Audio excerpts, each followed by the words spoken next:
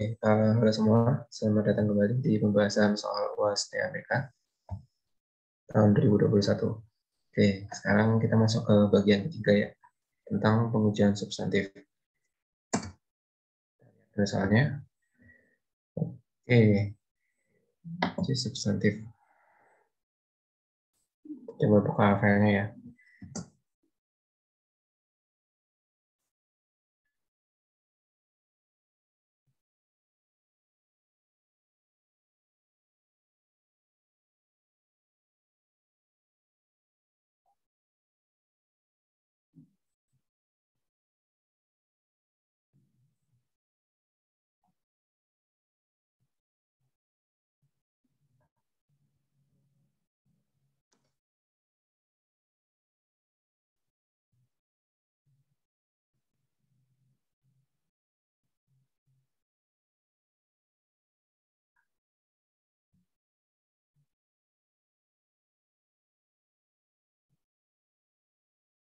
Oke, kalau kita lihat dari soal bagian tiga ini siklus pembelian. Ya, siklus pembelian terdiri dari tiga subsoal sebenarnya. Soal 31, 32, sama 33. Masing-masing ada risiko yang kita diharuskan untuk melakukan pengujian. Oke, ini filenya udah buka. Sambil nunggu kita baca ini dulu ya.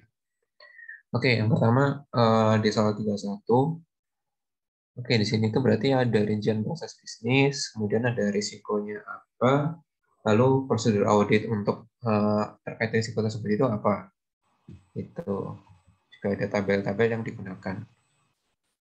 Oke, yang pertama, prosedur pertama itu untuk menjamin bahwa pembelian hanya dilakukan untuk barang yang benar-benar dibutuhkan, maka pembelian harus didasarkan pada rencana kebutuhan persediaan yang disusun oleh Departemen Inventory dengan menginput data pada tabel product master. Itu oke.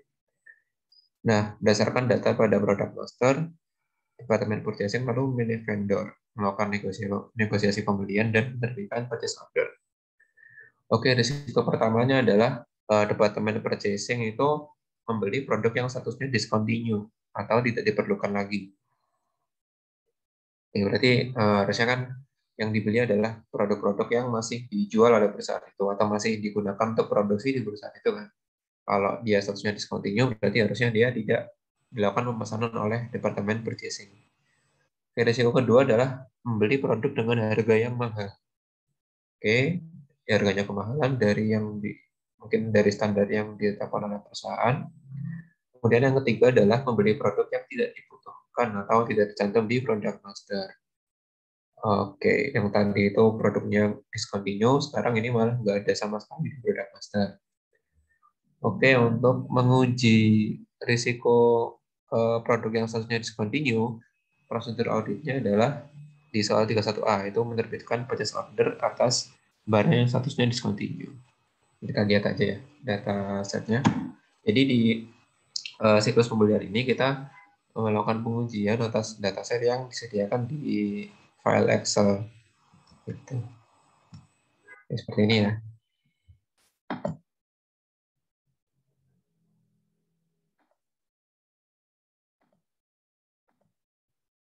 Yang tadi sudah kita baca sama-sama.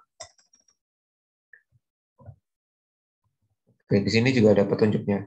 Perhatikan produk status pada tabel produk master dalam menguji purchase order. Oke, kita lihat ya. Purchase order itu isinya seperti ini. Dia ada apa nih? Tiap-tiap dokumen pesanan pembelian. Jadi perusahaan itu mau membeli barang kepada apa namanya penyedianya atau suppliernya, dia membuat pesanan pembelian. Di sini ada vendor ID-nya berapa, employee ID siapa. Jadi employee ID ini siapa, pegawai yang melakukan pembelian, kemudian vendor ID-nya itu berarti pembeliannya itu dari vendor yang mana gitu. Nanti detailnya kita bisa lihat di tabel yang lain. Oke, kemudian apa lagi di sini? Ada totalnya, ini ada total, itu kayaknya rincian dari purchase order details. Rincian dari sini, kemudian ketika dijumlahkan sama dengan total, ada pajaknya, ada freight itu ongkos kirim, sama total due-nya itu total tagihannya berapa. Ini juga ada reputasi ya, reputasi vendornya. Oke, tapi sepertinya masih belum diuji.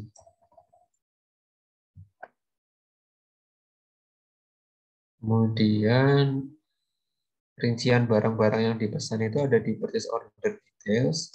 Dari purchase order yang mana, kemudian ada ini produk ID. Jadi yang dibeli di purchase order itu tuh produk ID-nya yang mana. Jadi produk yang mana yang dibeli kayak gitu. Di harga unitnya itu berapa, harga per unitnya berapa, kemudian berapa berapa unit yang dia pesan. Produk ID ini nanti bisa kita lihat di referensinya di produk master. Nah di sini lebih panjang juga tabelnya. Ini ada produk ID dan sini. Nah ini di sini ada produk statusnya yang tadi kita diminta untuk melakukan pengujian apakah ada yang discontinue. Oke, kita ke soal 31 yang pertama ya. 31A. Penerbitan purchase order atas barang yang statusnya discontinue. Berarti kalau gitu kita lihat kita gunakan, maksudnya kita gunakan sheet, bukan sheet purchase order ya. Karena di sheet purchase order itu nggak ada rincian barang yang dipesan, jadi kita nggak bisa lihat apakah barangnya discontinue atau enggak. Kita harus gunakan purchase order detailsnya di sini. Ini kita copy aja. Kita copy sini ya. Kita kasih nama soal, sorry, 3.1 gitu ya, buat sheet jawabannya. Kita ganti tab color-nya. Langkah pertama adalah kita ubah ini menjadi table.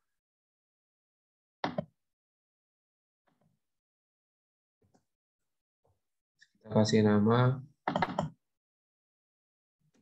1.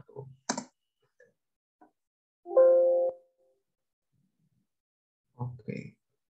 Ya, nanti itu jawab 31 gitu aja ya. Oke. Nah, kemudian tadi kita diminta di soal 3.1.a.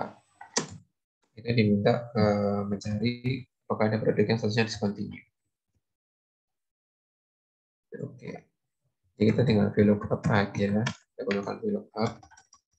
Mencari produk ID ini ke tabel produk semester. Iya, tadi produk masternya masih belum berupa tabel. Biar gampang.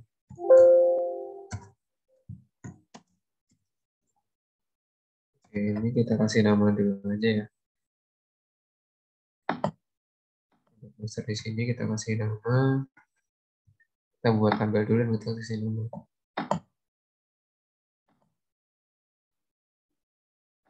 Format stable dulu. Kita kasih nama. Produk master. Kayak gini ya. Oke, jadi nanti VLOOKUP-nya tuh enak ya. VLOOKUP. Kok minus? Sorry. VLOOKUP. Produk ID ini ke tabel apa tadi? Produk master. Kolom index number-nya adalah tadi kolom keberapa? Kalau status produknya itu ada di kolom ke 1, 2, 3, 4. Oke, kolom keempat ya. Jadi kolom keempat. Kemudian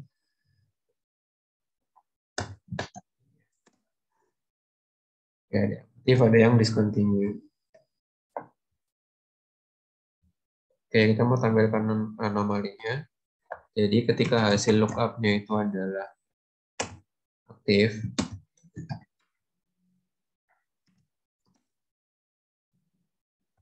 maka dia benar.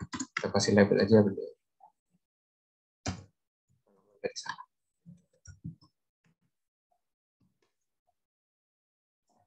Kita kasih nama aja anomali.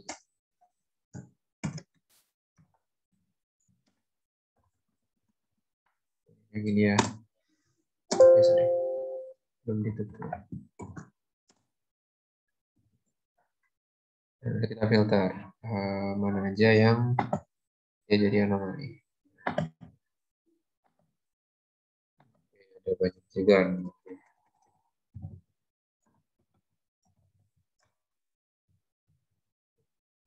Seperti ini.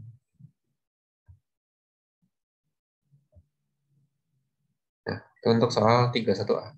Soal 31B, penerbitan purchase order dengan harga beli melampaui 15% dari standar acquisition cost. Gitu, oke. Melampaui 15% dari standar acquisition cost. Ini penafsirannya gimana coba? Apakah dia itu 115% dari standard acquisition cost atau 15% aja dari standard acquisition cost-nya? Oke, anyway, nanti teman-teman bisa melakukan pengujian dari apa namanya asumsi itu. Saya akan bebas teman-teman memilih asumsi.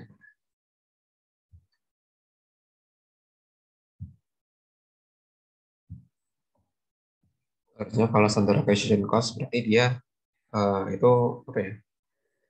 Harga barangnya itu segitu standarnya, tapi dia ada toleransi 15% di atasnya.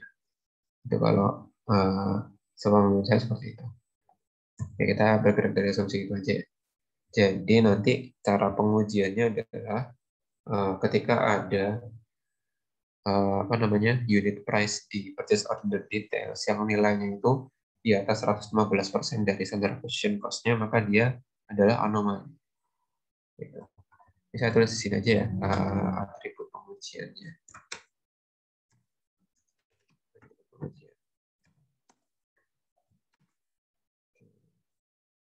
Jika ada di PO detail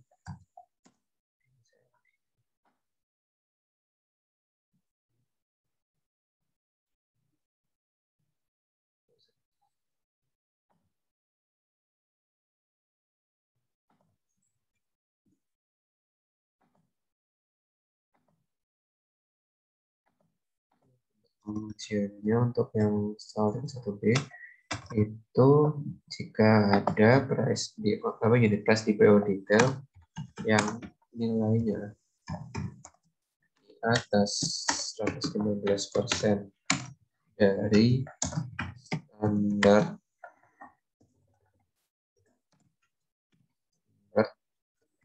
acquisition cost, maka dia anomali. Yang ini ya, coba pengujiannya. Oke.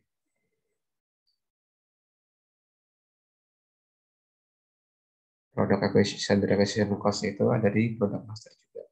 Oke. Ya, kita lakukan pengujian. S1B. Caranya adalah kita lookup dulu standard acquisition cost-nya.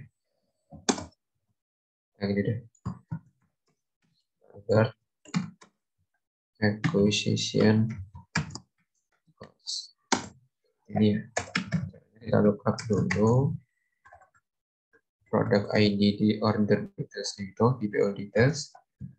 Jadi dari produk master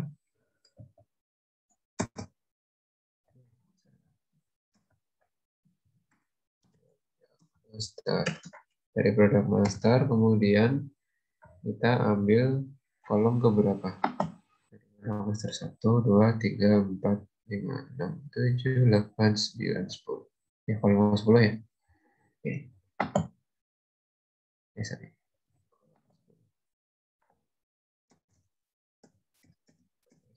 Kolom 10 close.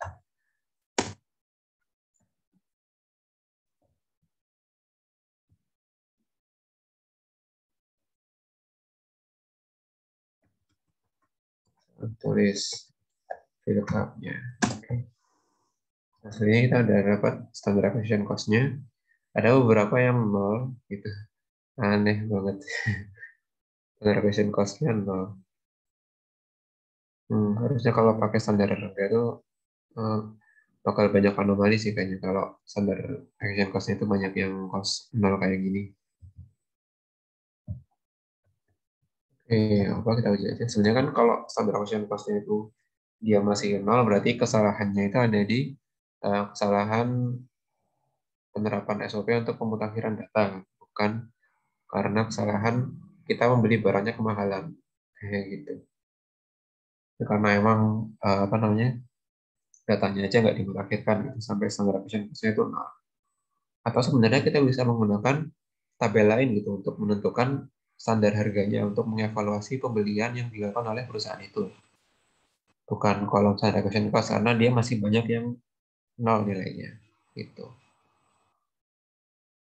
Kalau nggak salah di katalog harga produk per vendor itu ada price ini di katalog. Jadi kayak dia itu ada di katalog ini kan ada produk, ada vendornya gitu. Jadi kalau beli dari vendor ini tuh produk ini harganya berapa? Kayak gitu dia ada price di sini. Kayak dia bikin semacam harga standar gitu. Harusnya mungkin kita pakai kolom ini ya. Kenapa saya tahu karena soal ini saya ngusulin kemarin gitu. Cuman soalnya nggak sebanyak yang sesulit ini. Dan, mungkin sebenarnya bisa pakai ini karena di sini nggak apa ya dikit sih yang nol gitu. Sebenarnya apa ambil semua ada isinya. Jadi kita bisa mengevaluasi apakah pembelian yang dilakukan oleh perusahaan itu apakah kemahalan atau tidak. Tapi nggak apa-apa kita sesuai soal aja. Kita gunakan standar acquisition cost di product master. Oke, kita uji sesuai atribut pengujian tadi. Jadi apa? Jika unit price itu lebih dari 115% di standar acquisition cost-nya, maka dia anomali. Kalau tidak, maka tidak ada masalah.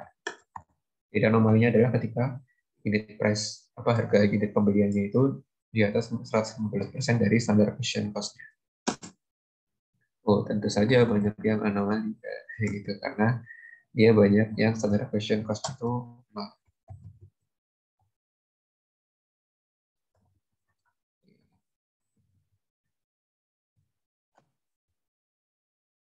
anomali.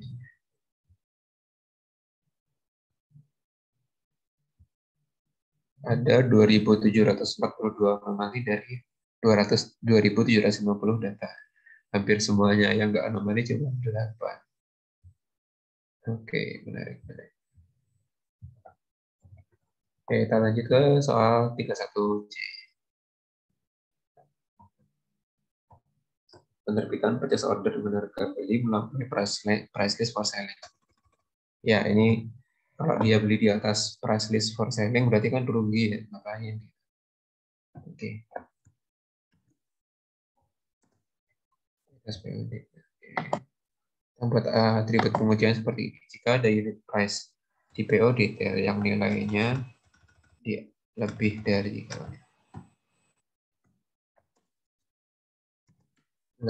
dari price list for selling. For selling. Ya, kembali. Oke, price list for selling itu ada di product master. Di kolom berapa nih? Kolom K, berarti kolom ke-11. Oke, kita kerjakan. Ambil dulu price list for selling-nya. Selling price aja deh, kita kasih nama selling price. Oke, kita lookup product ID-nya ke tabel product master. Di kolom ke-11 0 cost. Sekarang kita bandingkan ke-1C. Kita lihat jika unit price ini itu lebih dari selling price, maka dia anomali.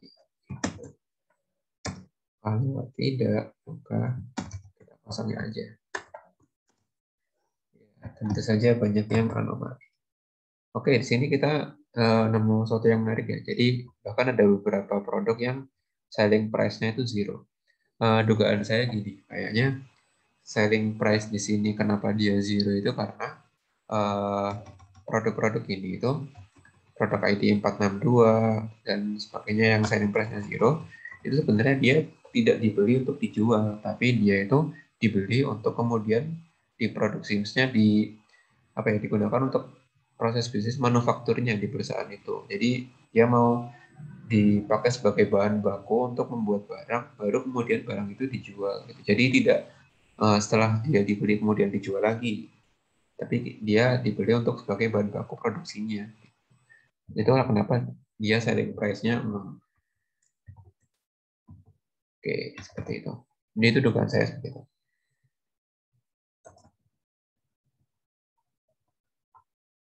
Ini memang pengujiannya mungkin kurang tepat karena secara perspektif seperti itu selling price-nya itu ada beberapa yang nol karena sebenarnya perusahaan ini itu perusahaan manufaktur bukan perusahaan merchandising yang dia beli barang untuk jual lagi, tapi dia beli barang untuk digunakan sebagai bahan baku produksinya.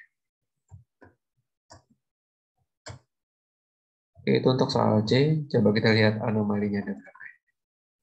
Anomali untuk soal 31C ada banyak sekali, 2.390 dari 2.750.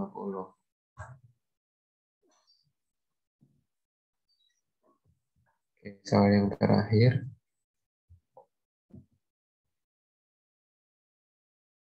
Soal yang terakhir adalah menerbitkan purchase order untuk barang yang tidak tercantum dalam produk master.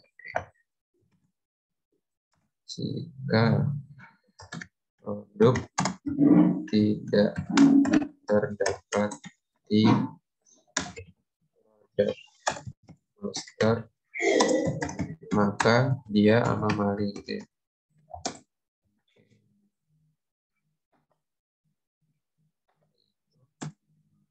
Ini cukup kita lookup aja.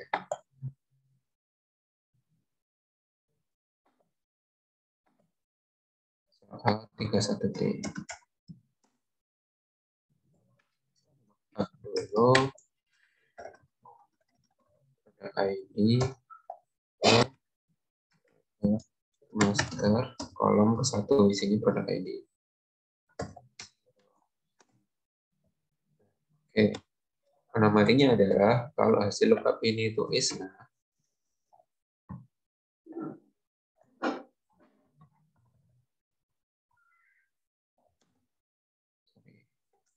kalau hasil lookupnya adalah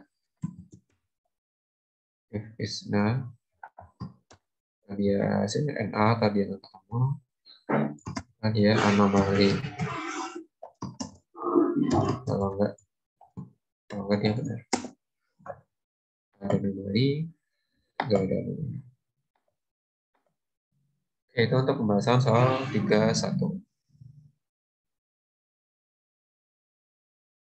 Jadi kita ketemu lagi di pembahasan soal 32. Oke, see ya.